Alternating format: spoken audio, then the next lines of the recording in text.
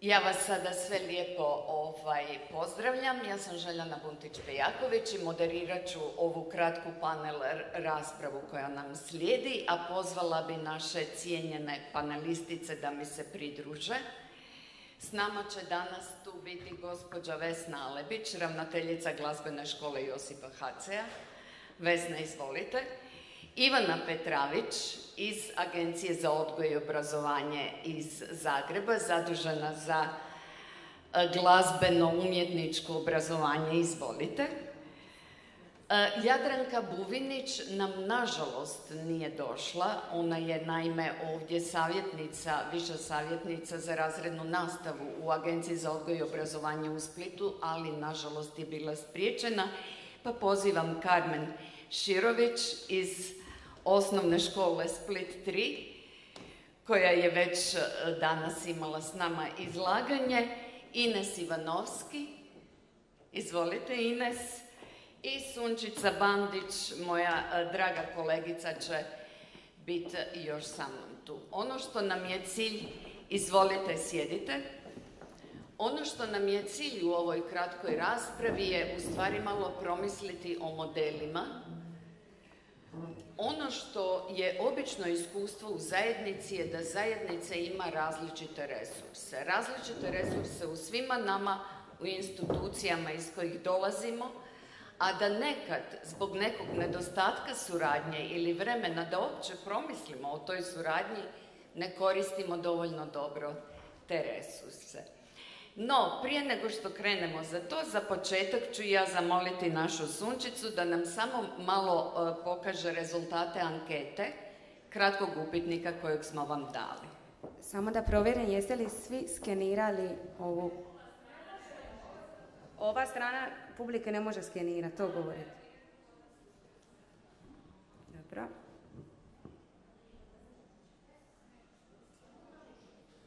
Možete da probate s ove strane. Šta? Nažalost ne mogu pomicati tu sada ništa.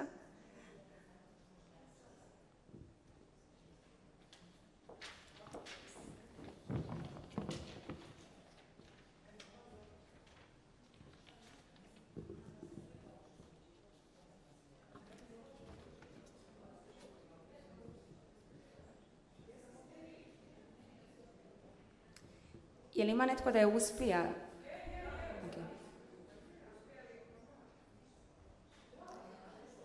Vratit ćemo ovaj QR na kodu, sada moramo krenuti s ovim dijelom.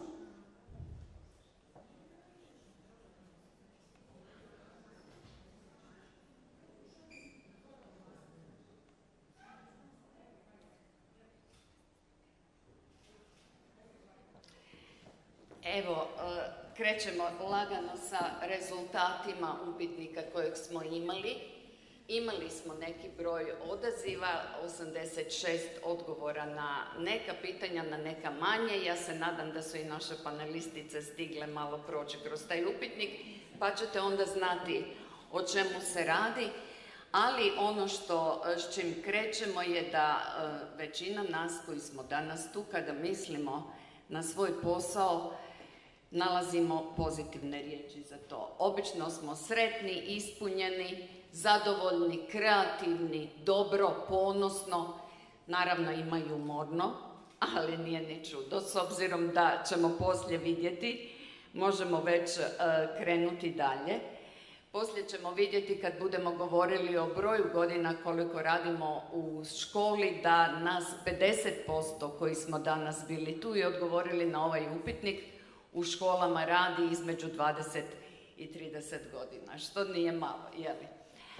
Ovdje vidimo da u školama procjenjujete da se posjećuju dramske predstave, plesne predstave, koncerti klasične glazbe, možda najviše od ovih svih ponuđenih. I da škole imaju dovoljno resursa za ostvarenje nekih svojih ciljeva, naravno neke manje, neke više. I ja tu onda uvijek kažem, naravno ovisi i o tome koliko smo ciljeve visoko postavili, pa onda prema tome mjerimo resurse, ali recimo za onu standardnu percepciju ciljeva u našem obrazovanju danas, procjena je da postoji dovoljno resursa, da imamo priliku za daljnje napredovanje na našem poslu i da se mišljenja naša na tom poslu uvažavaju, što su u stvari sve pozitivne stvari. Evo ovdje vidimo strukturu nas danas koji smo bili tu. S obzirom na duljinu rada u struci vidimo da je 45% u stvari nas u toj struci između 20 i 30 godina i ima jedan određen broj koji je i premašio brojku 30 i svaka čast, čestitam. Možemo dalje. Dakle, završena visokoobrazovna ustanova, uglavnom ste birali da je bila vaš prvi izbor. Često ono što jeste u stvari od same učiteljske struke u bilo kojoj djelatnosti, ali ono što sam prepoznala kad sam došla u glazbu, posebice u glazbi, je da je to zaista poziv. Dakle, procjenjuje se da vas je veliki broj zadovoljan svojim poslom, da imate motivaciju za rad, da osjećate da imate motivaciju i mogućnosti za stručno usavršavanje. Ono što najviše pozitivno utječe na vašu motivaciju, procjenjujete da su sami učenici s kojima radite i to je u stvari sjajna vijest. Naravno, ono što negativno utječe na motivaciju uvijek je tu plaća, izostanak institucionalne podrške, roditelji, vjerojatno to je taj odnos s roditeljima koji nekad zna biti bremenit. I tu dolazimo u stvari u one teme koje nas obično učine malo manje veselima kad razgovaramo o ovoj struci, ali moramo razgovarati nekad i o njima. Ovdje smo procjenjivali s koliko djece radite u nastavi. Mislim da ti podaci za ovaj trenutak nisu baš pretjerano relevantni. Ono što smo pitali je bilo također vezano za kurikulum i za broj sati glazbenog odgoja, odnosno glazbene kulture u osnovnim školama. Procjenjujete li da je taj kurikulum poticajan i da je broj sati dovoljan? Ovdje bi da sekundicu stanemo. Dakle, vidite da su ocjene u stvari ovdje prilično loše.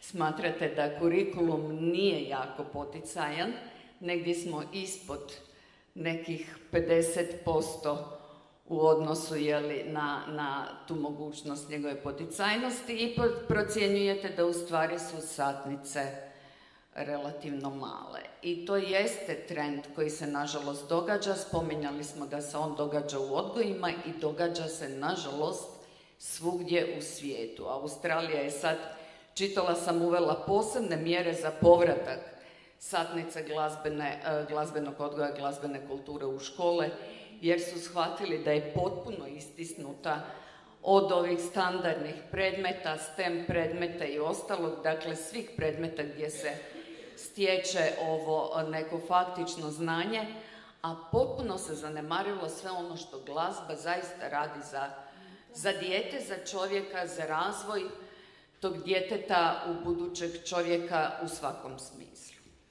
Možemo dalje, jesmo li pri kraju ili imamo još par slajdova. Dakle, vidimo da odlazite vani na vanučioničnu nastavu, što je izvrsno. Ono što vam otežava je nedostatak prikladnih događanja u zajednici ili njihova velika udaljenost i cijena događanja. I naravno, ono što mislite da bi koristilo vašem stručnom usavršavanju su kompleksnije ili praktičnije teme. Nadamo se da smo sad s ovim praktičnim temama ovdje barem mrvicu tome doprinijeli. I ono što je činjenica da nekad doživljavamo da nam je status struke možda loš, marginaliziran predmet u odnosu na ostale, ovo što sam upravo spominjala, dakle matematika, hrvatski jezik, engleski jezik su uvijek prioriteti u školovanju, dok su odgoji i posebice glazbeni odgoj negdje ostaje zadnji. I ono što ste izdvojili za najveći problem u vašoj nastavi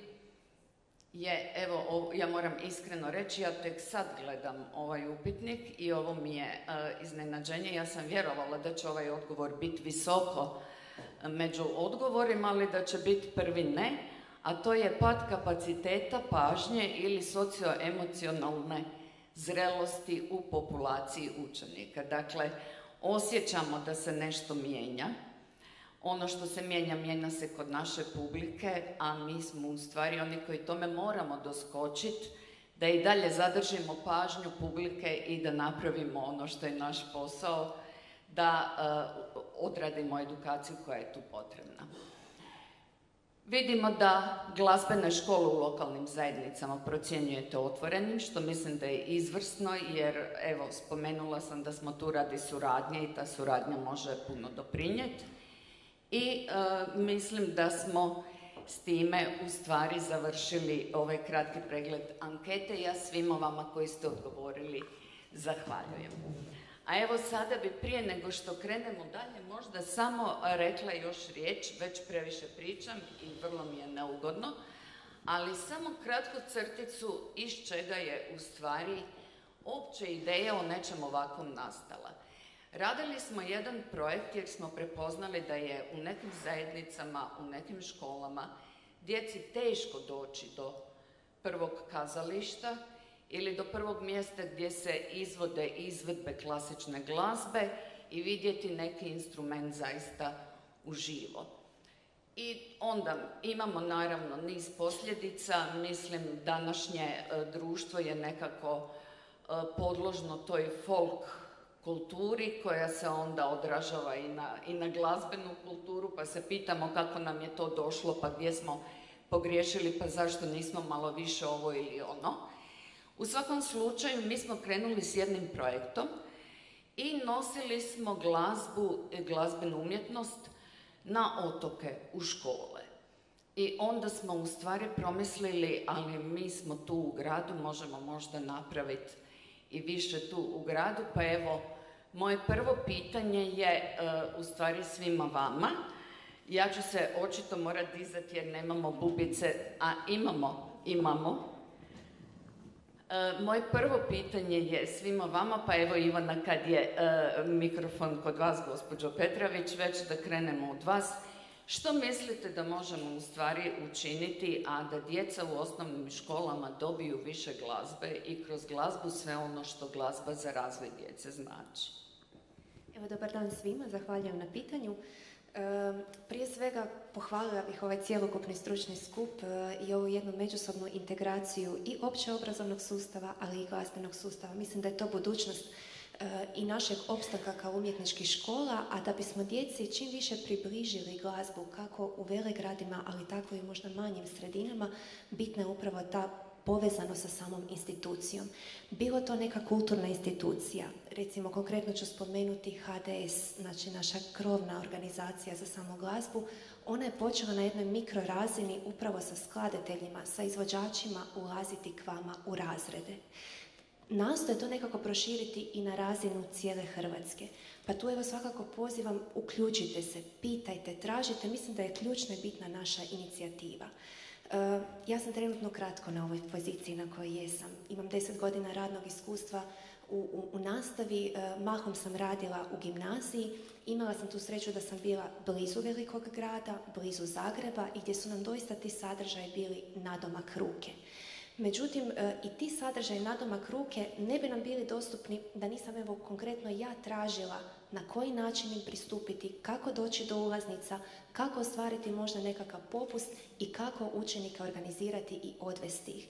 Tako da tu definitivno stoji jedna velika odgovornost spram nas, nastavnika, na koji način ćemo toj djeci to približiti, na koji način ćemo ih zainteresirati i u konačnici onda ostvariti samu suradnju sa institucijom.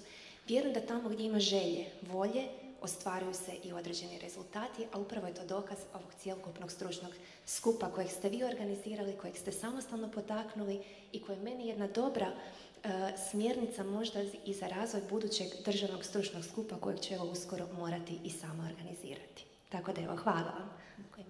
Hvala vama. Evo možete gospođo Ines, U stvari kad smo evo spomenuli, dakle, pitanje je i udaljenosti i cijene koštanja nekih događaja i suradnje, koliko se ta suradnja uspostavlja sa institucijama koji događaje onda mogu ponuditi i pod nekim drugim uvjetima.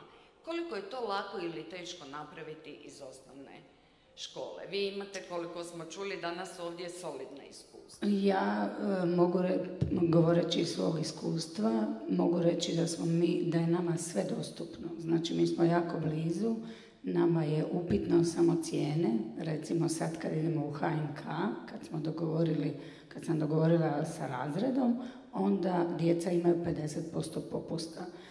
Tako da unaprijed pripremamo roditelje da onda trebaju to platiti. Oni kad imaju, moramo znati da je najprije jedna socijalna osjetljivost na dosta visokoj razini. Mi spadamo u neku razinu humanitarne Republike Hrvatske, pa onda kad se nešto tako dogodi, nikad ne dopuštamo da nam djeca ostanu zakinuta za bilo kakav događaj, da ne odu zato što eventualno nemaju za platiti. To se nikad niti ne dogodi da se uopće zna. To se utiho dogovara s roditeljima. Mi smo po tom pitanju zaista počašćeni. Kako je sama glazba i sama sva ta kulturna događanja su iscijeliteljska, mi danas jako puno govorimo o mentalnom zdravlju i zbog toga baš treba podignuti razine i satnicu kultura, odnosno umjetnosti u školama, zato što je to melem za mentalno zdravlje. Djeca se kroz glazbu, kao i svi ljudi, iscijeljuju, kroz glazbu tuguju, kroz glazbu se raduju i ona nas prati od početka i često smo sa samom glazbom ispraćeni. Hvala vam. Tako da mislim da mi možemo, ali cijene i dostupnost treba puno imati, to što je rekla gospođa Ivana, inicijative. Znači ja sam sama pitala mogu li ja s djecom, ja bi išla u veliko kazalište. Jer mnogi neće niti promisliti da bi ih odveli. O tome se radi. Zavisi sve od vaše inicijative, sve što poželite. Ja sam sigurna da se može dogovoriti, ali treba imati tu inicijativu. Hvala gospođo Ivanovski. Gospođo Širović, vi u stvari radite i sa malo o starijim učenicima, odraslim, dakle ovi viši razredi osnovne škole, predmetna nastava.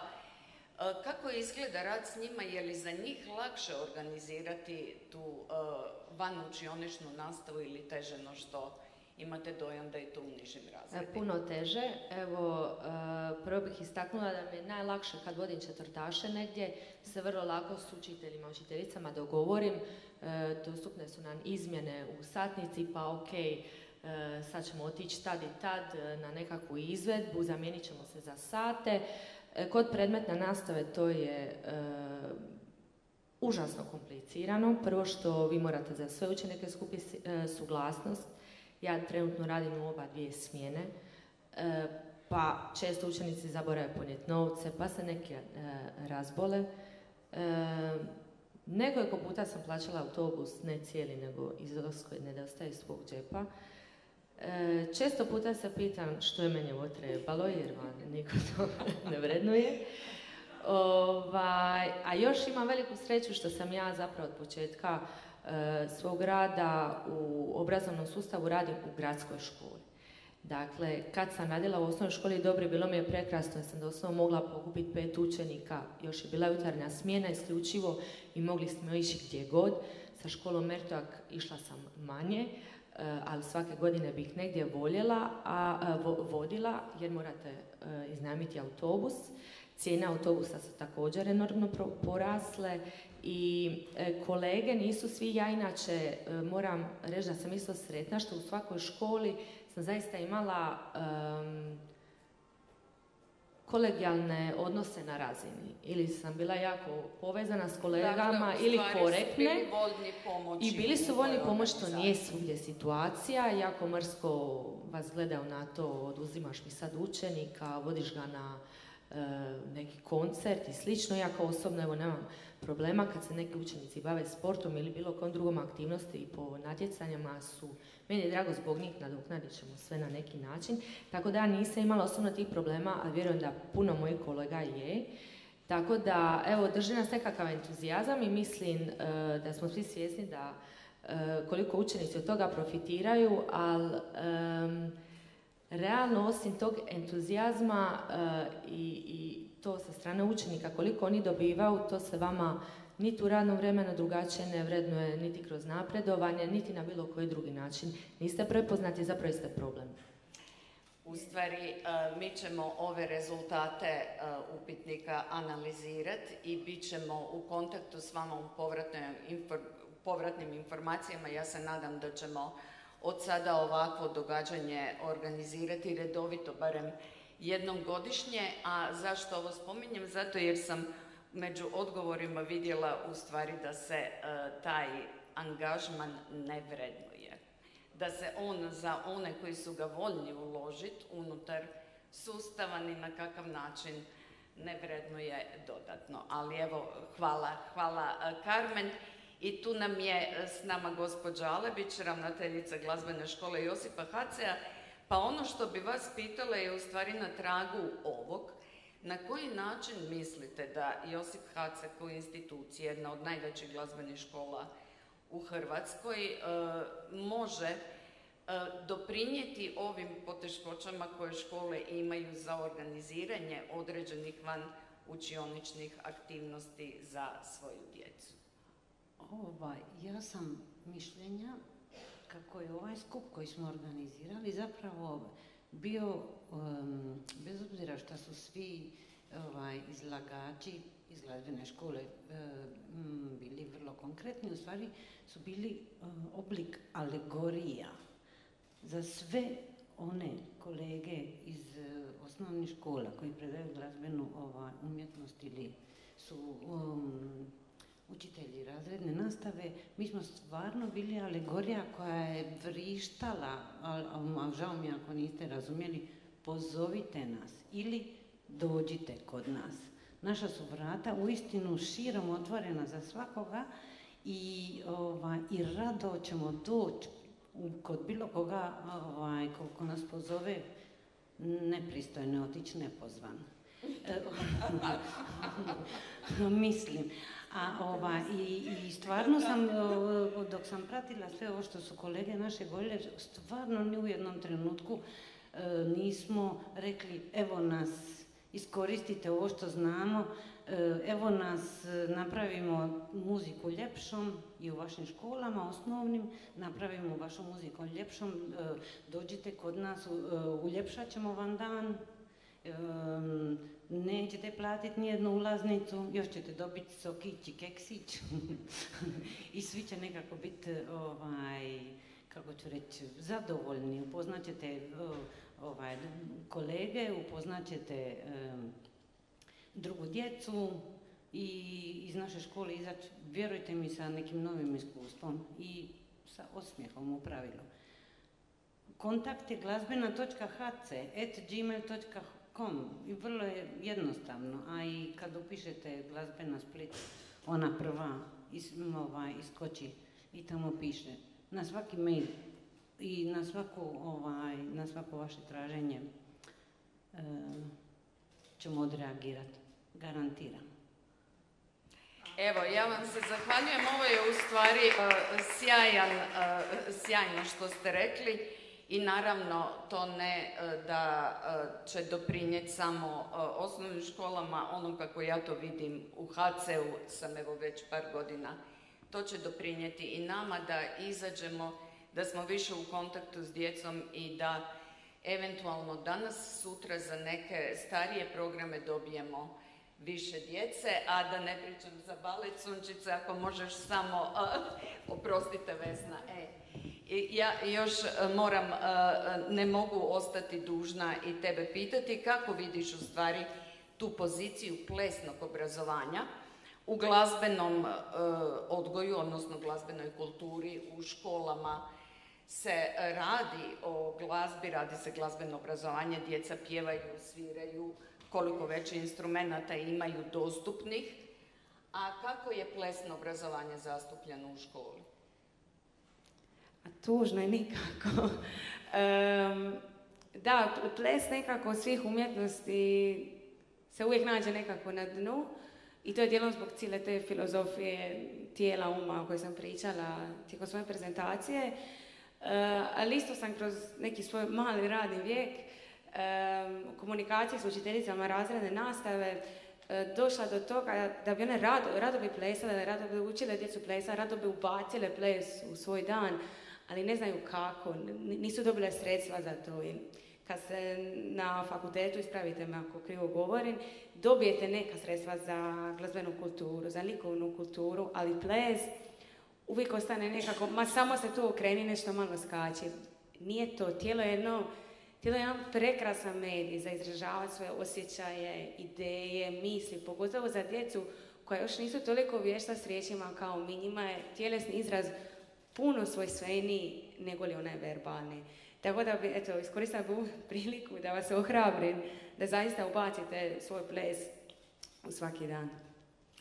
Hvala Sunčice. Evo, ja ću, naime, u ovom trenutku vam se morat svima ispričati, a posebice vama panelisticama.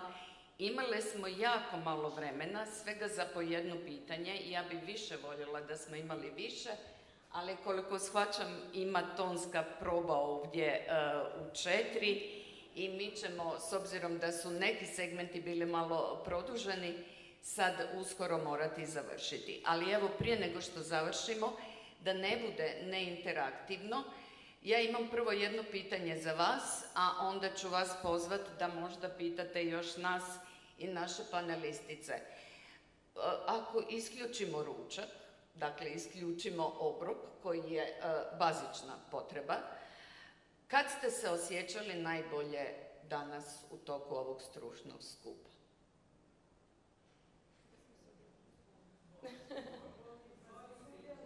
Kada smo sudjelovali, da, tako je. Hvala lijepo. Kada smo pjevali, jel tako? Ja sam se osobno, mada najgore pjevam u ovoj sobi, zasigurno, s garancijom, najbolje osjećala kada sam pjevala.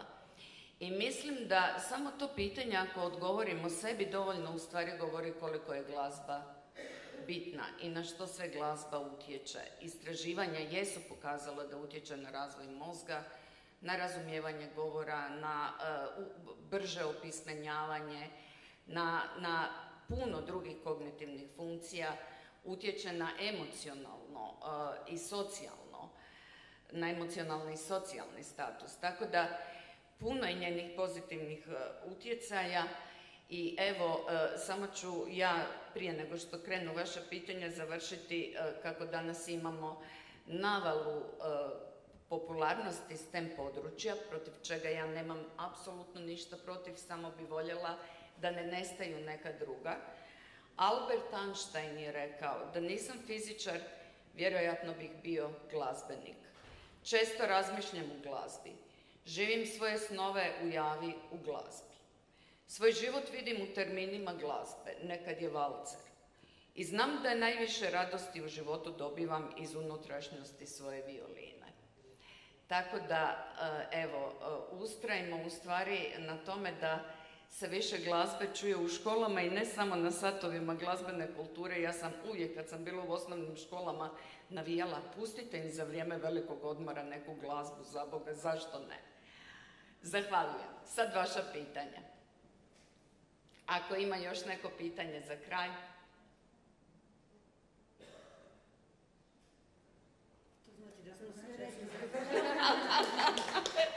Možda još nešto što bi vi htjeli dodati? Aha, evo pitanje, izvolite.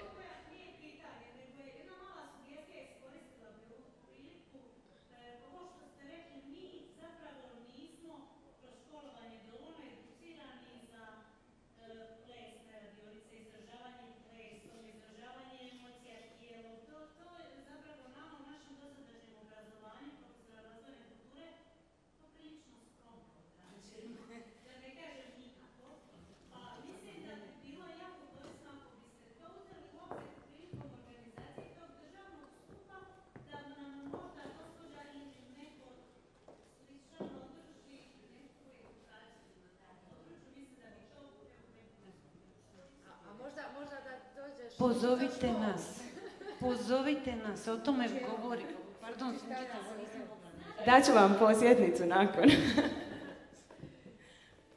Evo, ako može kratko, samo hvala vam na samoj sugestiji. Tu bih se još nadovezala ne samo državni stručni skup, nego vas pozivam na međusobno umrežavanje i na razini županijskih i međužupanijskih vijeća. Svi manje više, evo, vjerujem danas koji jeste tu, imate tendenciju i napredovanja i stručnog usavršavanja u struci. Najsigurniji bodovi za ostvarivanje upravo prema trenutnom pravilniku, a ovo što ste spomenuli, brojan vaš rad se nažalost i ne boduje kroz sam taj pravilnik, ali svaki pravilnik i zakon kad tad dođe i na reviziju i na određene promjene i tu moramo biti mi koji ćemo onda opet sugerirati i reći što je to bitno i važno, što bi se možda trebalo promijeniti, ali po trenutnom pravilniku što se tiče vaših predavanja koje ste dužni, recimo kada napredujete u prvo zvanje pa održavati narednih 5 godina, najsigurnije su upravo ta predavanja na županijskim, međužupanijskim vijećima, odnosno državnim skupovima. I tu vas evo pozivam, svakako se umrežite, povežite. Ne moraju na županijskim i međužupanijskim skupovima biti predavači isključivo samo vašeg područja, vaše struke.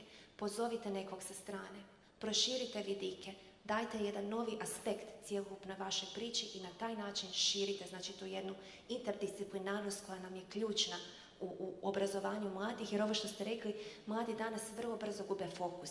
Mladi su danas vrlo kratke pažnje i tu moramo konstantno mijenjati od aktivnosti do sadržaja da bismo dobili njihov interes.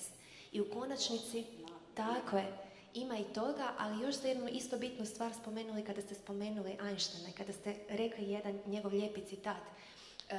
Sve što radimo u konačnici je ne samo interdisciplinarno, nego se međusobno povezuje. Znači, ne možemo isključiti samo znanje hrvatskog, isključivo znanje fizike, matematike, pa tako u konačnici i glazbe. A umjetnost generalno kao takva je kruna djelovanja cjelokupnog društva. To je ono najviše što se događa sa samim djelovanjem društva i to moramo naglasiti kako nama kolegama, tako i samim učenicima. I umjetnost generalno povezuje sve. Vi možete kroz umjetnost prožeti i fiziku, i matematiku, i hrvatski, i biologiju, i psihologiju i sve ostale predmete koji se nalaze u spektru od osnovnoškolskog do samog srednjoškolskog obrazovanja. Tako da međusobno se maksimalno povežite, ovi skupovi su izvrsni, treba ih biti još, svakako ih potičem da ih organizirate i naravno povežite se i širite međusobno znanje. Zahvaljujem. Možda još pitanja? Ako nema pitanja, ja bi vam se jako lijepo svima zahvalila na sudjelovanju, našim panelisticama, gospođi Petrović, gospođi Ivanovski, gospođi Širović, Alebić i gospođi Bandić. I ono što bi svakako najavila je da ćemo vas pozvati da što skorije imamo neku zajedničku aktivnost. Ja već u ovom trenutku mogu najaviti da mi na proljeće, kad je lijepo vani i u zatvorenom prostoru u HNK imamo našu filharmoniju budućnosti, pa ćemo vas pozvati sa vašim učenicima, tu će karte biti besplatne, a doživljaj će biti izvrstan. Hvala vam lijepo.